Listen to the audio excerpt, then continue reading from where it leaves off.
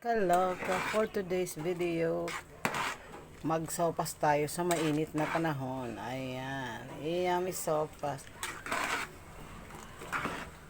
Plenty of gulay, maraming gulay. Ayan. Ayan, paluto na siya mga kaloka. Ulala. At hindi syempre, di mawawala yung egg. Lagyan natin yung egg. Diba? Diba? Mekos-mekos na natin mga kaloka ang aking yummy soup. Daming milk na. Diba? Ulala.